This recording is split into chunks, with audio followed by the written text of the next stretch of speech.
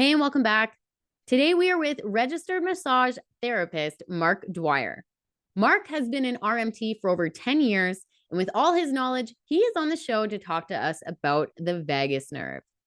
This nerve is a nerve we need to know, and today we're going to find out what it is, where it is, why it's so important, and how we can heal and help it. So let's jump right into it and welcome Mark to the show. Hello and welcome to the show, Mark. How are you doing today? I'm great. Happy to be here, Dana. Yes. Well, today we're talking about the vagus nerve. So if you wouldn't mind just telling us a little bit about what that is and what you do with the vagus nerve. And yeah, we can start there. Okay. The vagus nerve is it's the longest of the cranial nerves, so the nerves in the head. It's the longest of one of those, and there are 10 of those in total. But this one actually regulates so many automatic systems in the body that you might have heard about. Other podcasts, other YouTubers, other influencers talking about how to stimulate the vagus nerve or vagus nerve stimulation therapy. It's gone pretty viral, and it's been doing that for a few years now, maybe 10 to 20 years. And if you go on PubMed, you can see some of this flood of autonomic nervous system research. The vagus nerve is the primary nerve that energizes the parasympathetic nervous system, and that's the nervous system that is in charge of our fertility, our arousal, digestion, sleep, healing, immunity, inflammation, muscle tone, blood pressure. There's a few others, but you kind of get the picture. It's the most important nerve in terms of how we self-regulate and how we come out of stress and relax. Wow. It sounds like everything is connected to this pretty much. It does sound like that. It can be overwhelming, and it's a rabbit hole worth going down, especially any therapist, anybody who's interested in sexual play, reproduction. Those functions are autonomic. They're automatic in the body. We don't choose arousal. We don't choose fertility.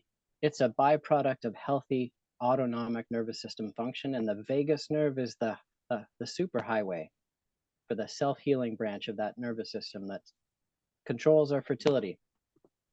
So how would you be able to, is there key signs if something's wrong with it that we would see in our body, or is that something that we would need to go to a doctor for?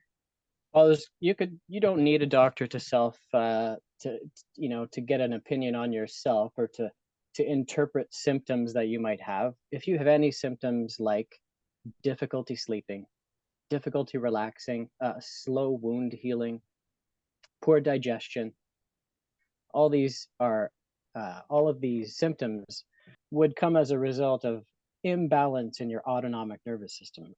And usually that is too much stress, not enough relaxation. The stress branch of our autonomic nervous system is overstimulated in our culture in this day and age, and we don't get enough downtime or relaxation time where those stress hormones can come down, and the endorphins, the corresponding hormones that lead to relaxation and better digestion and better sleep, more normal arousal and fertility, more normal wound healing and immunity. Those are all controlled by hormones in our body.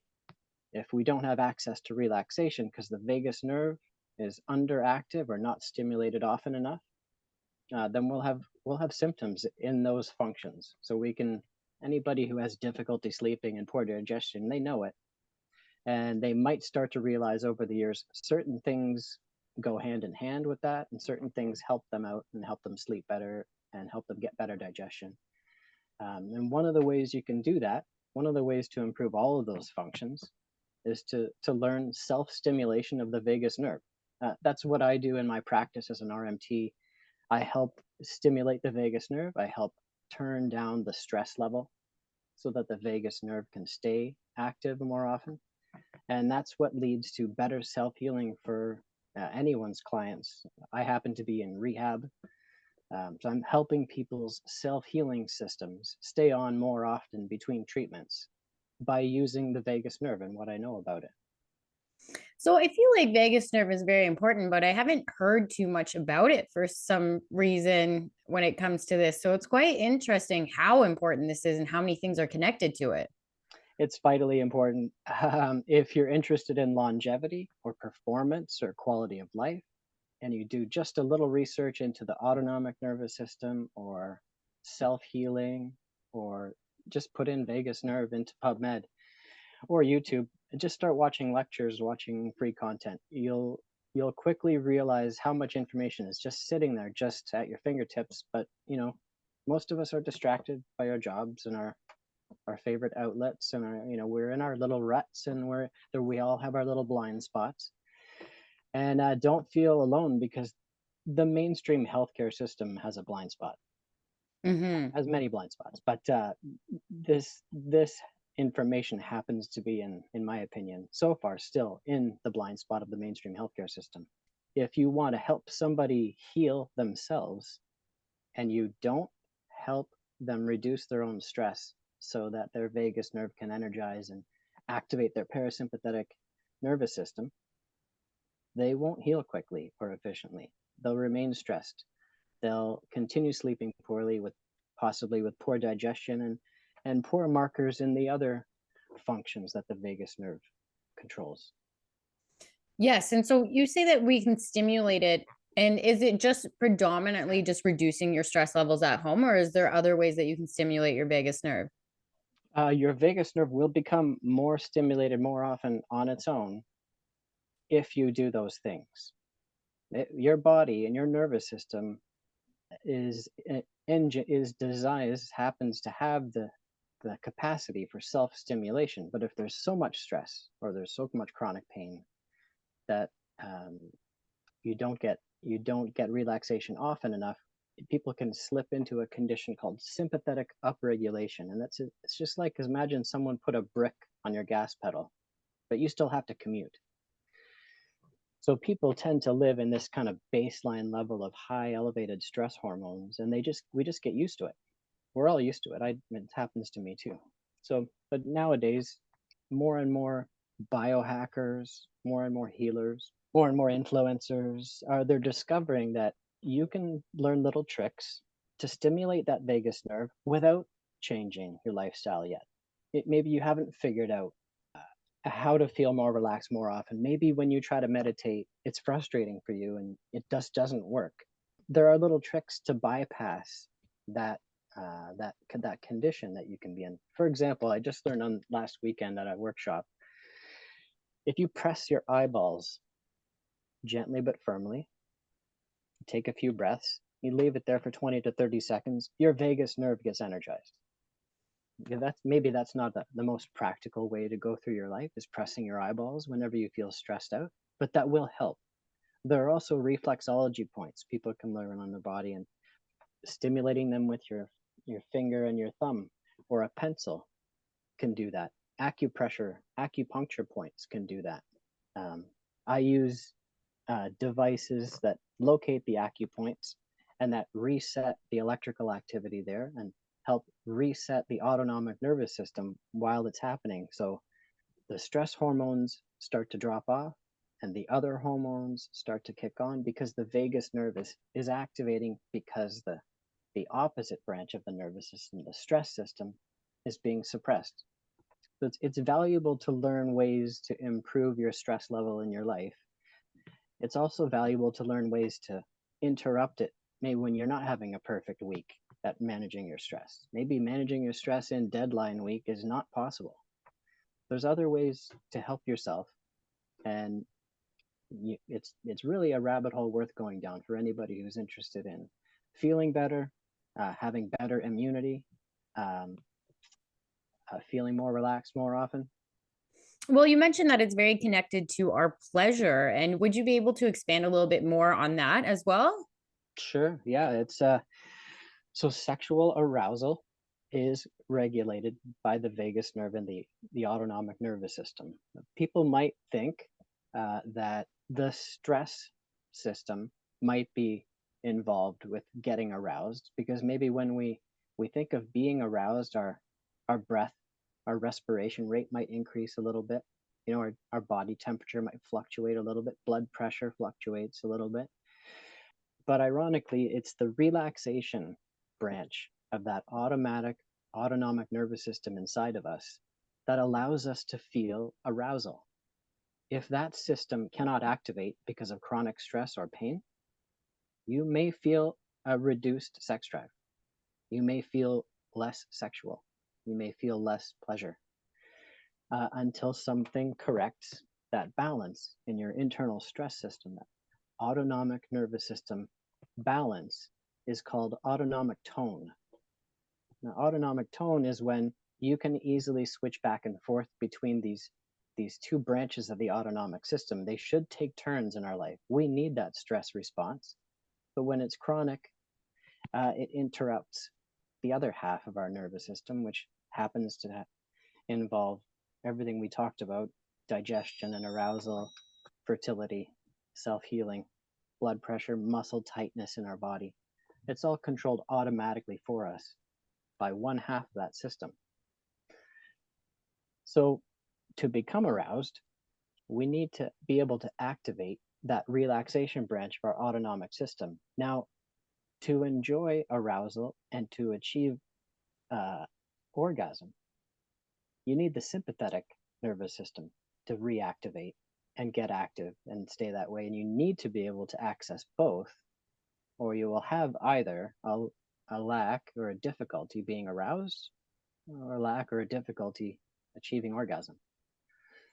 That autonomic nervous system regulates both of those functions. So that's why it's important for anyone involved in sexual therapy, sexual health, kink, sexual expression of all kinds, to really understand the importance of all of these systems. And I think that that's something that, because we have this baseline of our stress levels are so high, I think people have thought that maybe that's their normal, I guess, and that they don't think anything's wrong with them. Exactly what happens. So that when you learn, basic anatomy, physiology, and biology, you learn about attenuation or habituation, right? So if something becomes constant, we normalize it. It's literally our nervous system will stop paying attention to it. And you might forget that there's a background noise in your car, when you hit a certain speed. But then, something might make you conscious of it all of a sudden. And you're like, oh, yeah, I'm going to get that checked out by the mechanic or whatever. If something is happening constant, regular enough, our nervous system attenuates to it and stops spending energy interpreting it, just blocks it out.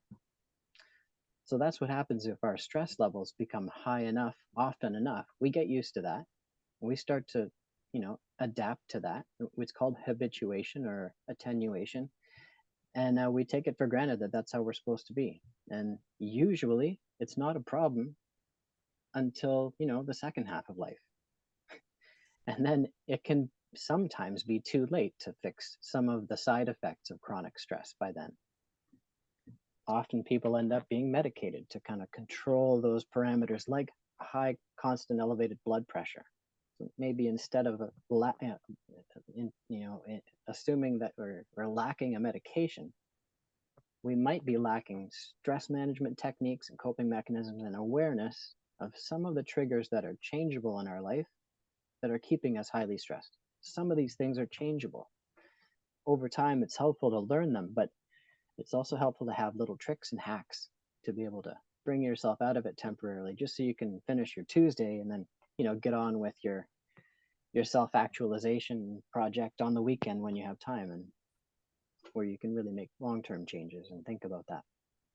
Well, even something as simple like what you mentioned with your example of putting your light pressure on your eyes, it's that I feel like that's fairly easy that someone could introduce into their day to day. Well, it's very easy, and it's just one little example. It's just the most recent one that I wasn't familiar with, that I happened to learn at a workshop. But there are dozens, if not more, simple little things that people can learn. There's another thing just popped into my head is there's a little ring that they started. I learned about them about 5 to 10 years ago. It's like a soft ring. It's like a bunch of springs all interconnected, and you can roll it up and down your finger, and it stimulates your finger, all these little pressure points and nerve endings in our fingers. And that causes a reflexive autonomic adjustment, increases relaxation hormones, and it decreases stress hormones. Those rings are maybe $1 or $2 each. But if you try to put a price on your ability to self-regulate your autonomic nervous system, you realize that's nothing. That's a, and you should have one or two or three, and have one in your purse, have one in your pocket, have one in your car. And why wouldn't we surround ourselves with these little tricks if we understood the potential importance of self-regulation more often. And especially because we do live in this very, very stressful environment of getting up, going to work. Maybe you don't, most of us don't like our jobs. It always seems like that's the case. And that alone can be stressful. Most of us go to bed in high stress. Most of us wake up to high stress and cope. And that's the reality. And I mean, I think that's one of the reasons that yoga went viral 20, 30 years ago when it did. And now there's yoga studios everywhere. There's like as many yoga studios as Tim Hortons. And I think that's great. It's like a little sign of a positive revolution. And yeah, we just need more of that. We need more people sharing the simple information. That's some of it's ancient. Acupuncture's 10,000 years old, arguably, or more. Reflexology may be older. These are not secrets. It's not new. We're bathed in stress, and we are assuming it's normal, and we're not aware of the tricks, the little tips to make the best of it. Yeah, well, one of the things that I wanted to bring up is one of the information bits that caught my attention when I met you, which was at the Taboo show, was how when you're C-section, when some women, when they have C-sections, they can cut through the vagus nerve. And I believe, like, I know lots of women that have had that. And I wish, would you be able to expand on that? Because I really do think that information needs to go out more. Yeah, the influence of scar tissue on that autonomic nervous system is profound, and it's unrecognized by the mainstream healthcare system, in my opinion. For example, as far as I'm aware, in Japan, they did, or they still do, perform C-section incisions vertically instead of laterally across the abdomen. They do it vertically, because if you think about how we're built and what's just under the skin there's the abdominal wall, there's a major plexus of nerves in the abdomen and lower in the gut, the enteric plexus, the sacral plexus. It's not a good idea to cut across, because there's a whole bunch of little wires and vessels, including blood vessels and lymphatic vessels, and the muscle is oriented vertically. It's much less invasive to cut vertically into the abdomen to remove a baby. So that's why the Japanese did it that way. I don't know why North American doctors and doctors elsewhere don't do that, but or give the woman a choice, or ask if they're aware that there's options. But that's just an example. Regardless, after an incision, after a wound, there is scar tissue left over. That scar tissue is relatively inflexible. It's relatively irritable to pressure and much more likely to send pain signals to the brain. It's electrically non-conductive, and it blocks passage of blood flow to local blood vessels and lymphatic flow. Those reasons alone are enough for the system to kind of re-examine and think, how can we help women or anyone who goes through a surgery? How can we help them have a better outcome by considering how disruptive scar tissue is under the skin after the procedure, after we've confirmed that the person is alive and ready to go home. But there's no attention paid to scar tissue. It's considered an afterthought, and that if the surgical objective is achieved and the person is stable, you send them home and you're welcome. But some people aren't that lucky, and they may have chronic pain in the low back or in the neck, the shoulders, from that incision and the residual scar tissue from that. That is changeable, but there are laser techniques can help change that. This device that I use has a setting for scar tissue, and it very gently repolarizes the scar tissue under the skin It can take 10 to 15 to 20 minutes, depending on how long the scar is. But if, if people were to use that after any procedure, they would get much better wound healing results. They would get much better tissue excursion or tissue movement there, which leaves us more flexible than otherwise. Because an incision in the skin, even on the surface, translates deep under, and that can tie up muscles that are passing through there. So the C-section scar might increase the tension in the psoas muscle, or the major hip flexor muscle. That's directly tied in to your survival reflex. If you have a C-section scar and it doesn't heal perfectly, and maybe you were a little bit too tight and not in perfect shape before it all started, you might come out of that with tension locked into your abdomen that you can not get out. That might translate later to chronic low back pain. And trying to fix it later is not as efficient as helping the person, while it's happening, or identifying people who are likely to not have a perfect outcome. Athletes tend to have great outcomes from surgeries. Civilians, it's not as consistent. Wow, I am actually shocked by a lot of the comments that you said, but in the same breath, when it comes to our health system out here, my listeners know that I'm not a total huge fan of it. So in a way, I'm almost not shocked, because that's crazy that we don't even give the option out. And to know that you could have pain in your neck or in your shoulders for something like this, it just goes to show how everything is very much connected within our body. It's very much connected. If you are close to your limit of chronic stress before a C-section, you're probably going to be there or higher after the C-section. And to just pretend that it has no effect just because the wound closed and it didn't get infected and they can walk, and it doesn't mean that that the healthcare job is over. But too often, the way I see it, we're not focusing on healthcare all the time. I think it's important to just realize that, and maybe in the mean until we fix the system, take some responsibility for ourselves and learn what's learnable and what's easy out there, what's ancient out there, and use it. Well, I follow Sadhguru, and I remember a quote that he said, and he said, modern medicine will take ancient things like this and then call it new science in about 20, 30 years. And Yes. It kind of made me laugh, because that's the reality of what's happening right here in the West. Yeah, it is. It's often, it'll be repackaged and resold and regurgitated, but that's okay. I'm okay with that. If more good is happening than harm, I'm okay with that. We just have so many disempowered people that could have much better outcomes, much higher quality of life for very little time and money spent, and the whole healthcare system would be eased for it. Mm-hmm. Now, when it comes to our vagus nerve, it really does go from basically our entire body, that it's connected to all elements. It's the longest cranial nerve, and it does go from the lower abdomen, arguably right to the reproductive organs, right up to beyond the neck and into the head.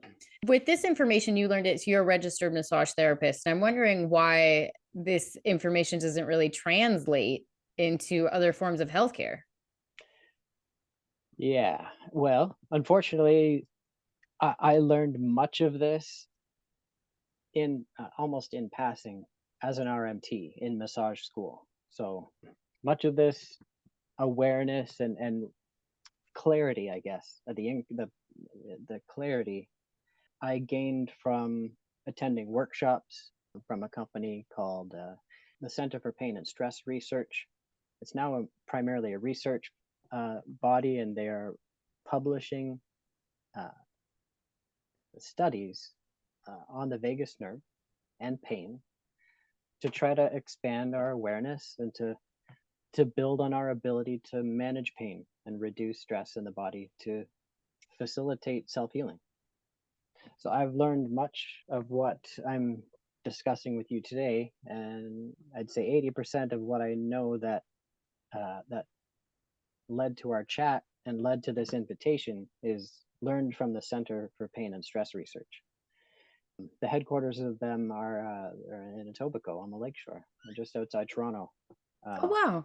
But that the unit that they make, which is a neurostim device, it's a point finder, and you do this, you turn it on. There's a little light there. So if I put this on my hand, I don't know if you can hear that. Yeah. When the sound is very high pitched and that little light is out, I'm all backwards here. I press the button and I'm basically doing electroacupuncture to myself with no needle. That doesn't feel good, but it doesn't penetrate the skin. So it's completely safe for home use. And if you learn a few acupoints, or if you use this passive stimulator, so I have an ear clip here. If I put this ear clip on, the other end of that wire is attached to this unit. And then I have a sticker on here. This wire connects to a sticker that's on my abdomen right now. And if I turn the unit on, I hear that pitch and I press this button, it's muted. Now you can't hear it, but it's on. So it's actually sending gentle current, normalizing current through my vagus nerve inside my body right now, because from here to my abdomen, the path of least resistance is the vagus nerve. Oh, This wow. current, the parameters of this current are proven many, many times in published studies, proven to regulate the autonomic nervous system. So I don't need to be a rocket scientist to do that and turn it on and press mute, put it in my pocket and like do this podcast or read a book, watch Sports Center. I could do the dishes with it on. So it's one of the tools I use to self-regulate my nervous system, to prevent chronic stress burnout, and to keep my parasympathetic nervous system energized often enough that I don't burn out. I don't have any symptoms from stress or burnout. Wow. So how accessible is one of these for someone to get a hold of? It's an over-the-counter device, but it's medical grade, so it's not cheap. But it is pre-approved by most healthcare providers. If you have benefits or insurance, if you have, so most people who have insurance coverage or health benefits, they can buy a TENS machine for self-care at home. This is just a specialized TENS machine. It uses a different current that doesn't go above the threshold for stressing out that sensitive autonomic nervous system. It keeps it calm. It only regulates it or normalizes it. It's a modulator. Whereas most TENS machines they're using an alternating current and it's well above threshold. It can cause stress. It can cause muscles to fire and clench. You can see that sometimes when you put it on, you see the muscles jumping and activating on their own. That can help somebody get through rehab, but you don't want to be applying that much current to your nervous system frequently or on a regular basis. It's too much current. Is it too much, or would someone be dependent on it, or what would be the downfall of that? The downfall is that even though it's enough current to perhaps, hopefully, therapeutically interrupt a neuromuscular spasm, it might do that for you. It might reduce pain temporarily for you, but your autonomic nervous system feels overstimulated. It feels stressed, and that's counterproductive to self-healing.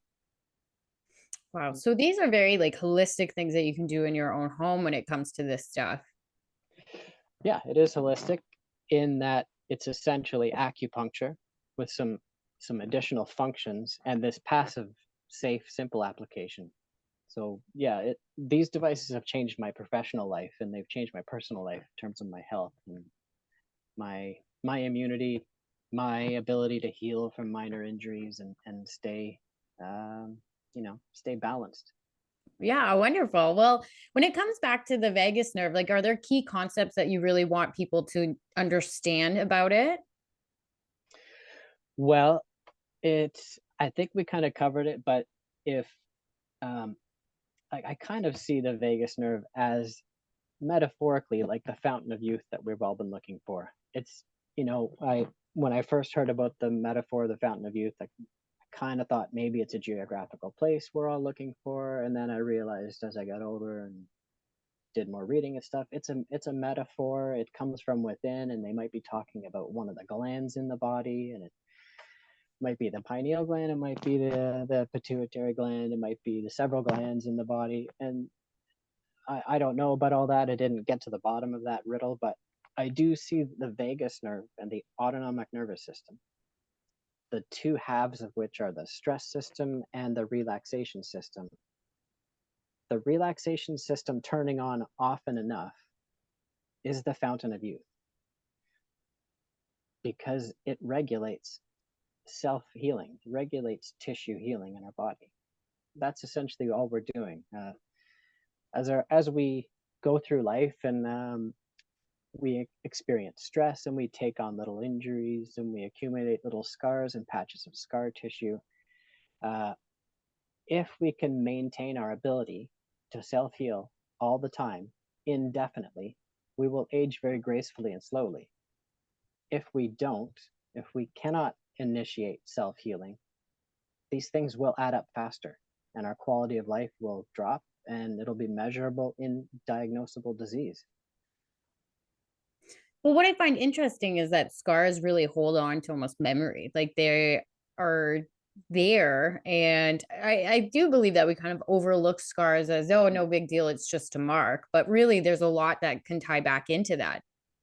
Yes, so that you can imagine that just as under the skin, there might be a little bit more tension from that scar to an adjacent muscle, and that might change the functioning of that muscle, and that muscle just controls a joint. You might get different joint function from a nearby scar. You might never put two and two together. But if you can change how much tension is locked into that scar, you might be able to release that joint. If you can imagine that instead of there being tensile stress left over from that scar, what if it's emotional stress? And it turns out, the more research you do into this, the more real that actually is, and it's not imaginary. It's very real. There are emotional acupoints in the body that we might include in a treatment plan if we're correcting someone's C-section scar, and say there were complications after and emotions of fear and anger dominated during that incident. After we're done the local scar release work, we're probably going to circuit that scar with those two emotional acupoints as part of their therapy. Believe it or not, that tends to get much better results than not doing that.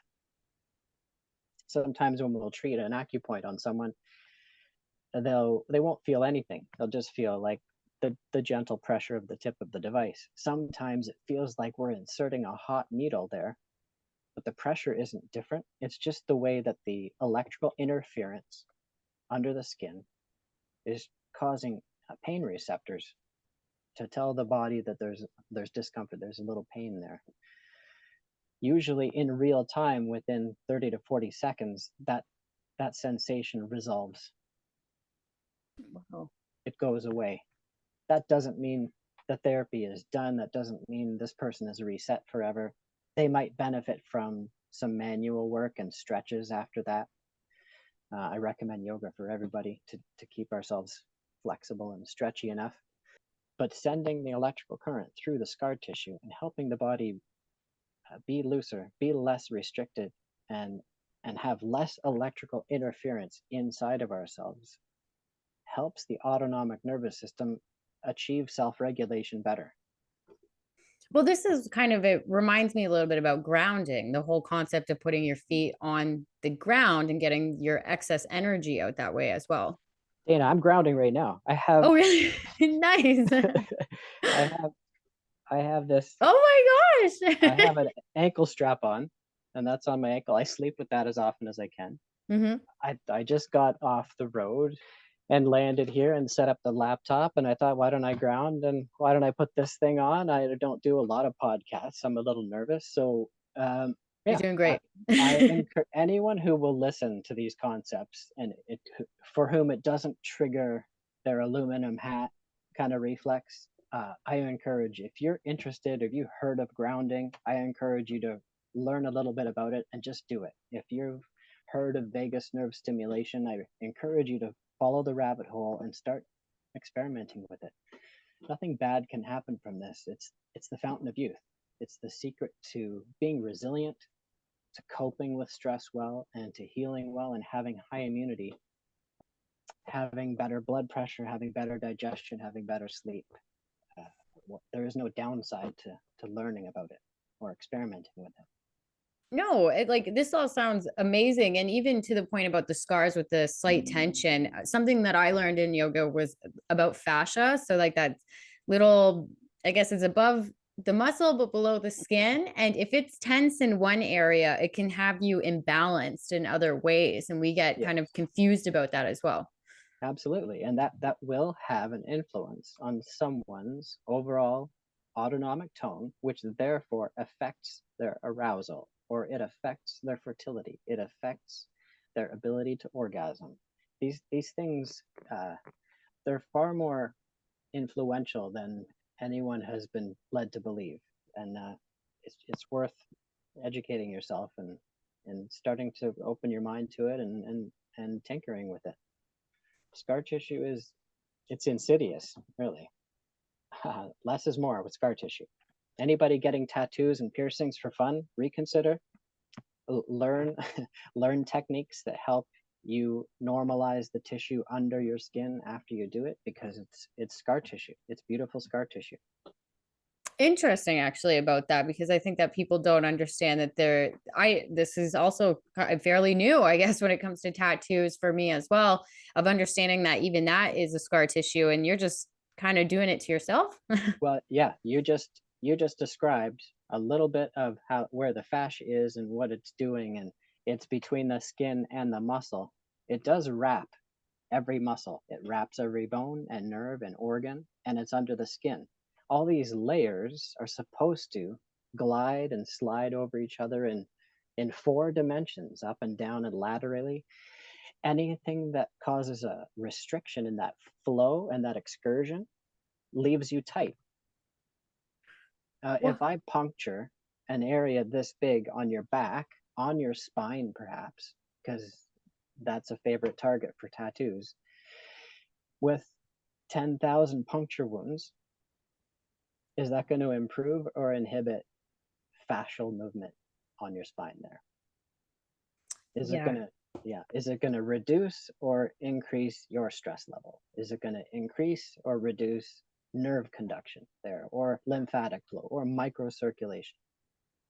Well, lymphatic flow is something that definitely I've recently been researching into, and that's something that we don't know about our drainage systems at all, and just the ability of movement of pushing that. And all of these things, they seem so obvious when you read about it, almost too obvious in a way. Yeah. And then, but it's just something that's really not talked about. And just to loop back to the tattoos, now, would you have any advice for somebody who does have a lot of tattoos and something they'd be able to ease that movement and smoothness? Or is that something like once you get a tattoo, the damage is kind of there? No, I mean, people can go through their whole life accumulating tattoos, be covered in tattoos. I'm not saying it's the end or it's going to cause this or that, but Hmm. it's not an upgrade for your self-regulation system inside. It doesn't enhance any of those critical functions: nerve conduction, blood microcirculation, lymphatic flow. It doesn't upgrade any of those things. Um, what would I do if I was covered in tattoos? I'd probably get a lot of rolfing done. I would get, I don't know if you know what rolfing No, is, I was going to ask you what ag- rolfing ag- is. aggressive myofascial release. They will literally take your skin from the surface, try to release as much of the restrictions under the skin as possible, and it can be uncomfortable. But that's what one of the things I would do. I would, I would use these devices to release the tattoos as I get them, or start working on them. You know, I have a lot of clients who, like, They might have sleeves on their arms, and it can be a little time consuming, but they realize it releases tension that they weren't aware they were holding until after it's done. Suddenly they're aware, or they have better proprioception in their arms and hands, or they have less tennis elbow after we do it, or whatever it is. Now, Rolfing would that just be like you're pulling up on the skin just for a little bit? Lots of that, yeah. Okay. Lots of that. Very highly trained professionals doing it to So, figure out where you need it most. And usually, however, a full Rolfing session is like 5 to 10 treatments, and it's intense and fairly expensive because it's hard work. But it's worth doing because if you've done yoga, you know the value of being less fascially restricted, right? mhm. It's kind of priceless. You don't realize how much you needed it until after the class. A lot of therapies are like that, right? This is Well, just one. oh, sorry. I was going to say, well, it seems like with a lot of these things, you seem like we go under the radar a little bit when it comes to this. And then all of a sudden we get to like, we get older and it just hits us like a on wave of Yeah, all of these problems. it's the second half of life. It's I just realized working with clients, we no one's perfect. The first half of our life, it doesn't really matter what you do with your body. You're going to wake up and you're going to be okay. Eventually, all of a sudden, it's not like that. So the way I see it is we accumulate stress and scars and injuries, and eventually we lose this ability to shift gracefully back and forth without any effort between the stress system and the self-healing system. We end up like this, stuck in high stress. The self-healing system is inhibited, therefore, so underactive. And what you can expect if that happens is less efficient digestion, higher blood pressure, higher muscle tone, more chronic pain, uh, worse sleep, less fertility and arousal, more inflammation.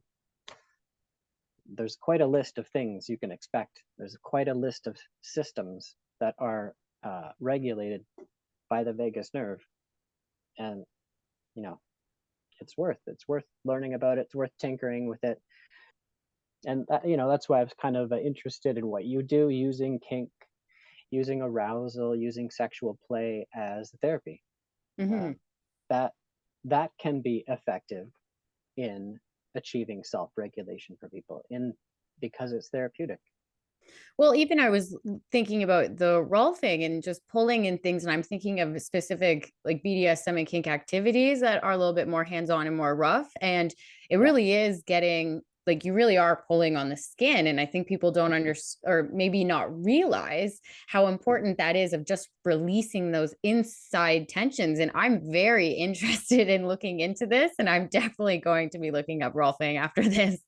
Yeah, you should. It's you might find that fascinating. It's fascially fascinating. It might be the most aggressive direct fascial modality out there. But yeah, I think it's fascinating that that touch causes stress. So let that sink in. Touch causes stress. If touch causes stress, why is massage therapy a profession? Why does it survive? Why does it persist? If touch causes stress, why is foreplay light touching? It's this duality we have to figure out and accept. It might not be as prescriptive as we like. It might not be as black and white and easy to understand as we like, but there is some, beautiful, mysterious balance between uh, touch causing stress, but touch causing arousal. Uh, touch, touch could be threatening. Touch could be relieving. It's supposed to be both. We're supposed to be able to play with both. Some of us might like to play with deep, heavy, surprising, almost pseudo threatening threat level pressure, as long as we know it's a safe, controlled environment before it starts. Yeah, I And for think it's me, the that's mindset as well, what you it's walk into it with. actually the absolutely the context and the mindset. Absolutely, it's absolutely controlled by that. You change a couple of those, details, and it's a completely different experience. But it's Absolutely. it's pretty fascinating when you think of it that way and think of how some people's kinks and fetishes unfold. And you know what? And this is what I always say. It doesn't always have to make sense to everybody as long as it makes sense to you. And I definitely don't believe that healing, I've said this so many times, but healing is not soft and cuddly. A lot of the times it actually can be rough. It can be exhausting. It can be, you're crying or you're sweating through it. Like some of the harshest things that we have to go through are quite painful. But at the end of it, you have that relaxation moment of, oh, I got through it. The weight is lifted off of my shoulders. That's what it is. You expose yourself to a stress, and as long as it's safe exposure, you can come out of it empowered. You can come out of it relieved. You can come out of it with a catharsis. Yes. It's totally possible. Absolutely. Well, thank you so much for coming on the show and explaining more about vagus nerve and its importance, because this is unbelievable. And you've given so many tips on how to regulate it, and definitely things for my listeners to go venture and do their own research and see what they come out and see what they can see. I hope so. I hope they have fun doing it, and I hope they feel better for it. And I really appreciate your interest in it. It's refreshing, because a lot of the times we do outreach like this and we talk about what we do, and it's an uphill battle, and it's just refreshing to meet somebody who's just as curious and excited about it as we are. Well, thank you so much. Where can my listeners find you? I'm in Toronto half the week. I'm in Hamilton the other half the week. I work in physiotherapy clinics, and yeah, I work freelance. Okay, wonderful. Well, I will put all your contact information in the podcast description. And for my listeners, you guys know what to do. I'll see you on Wednesday. Stay kinky. Bye, Dana.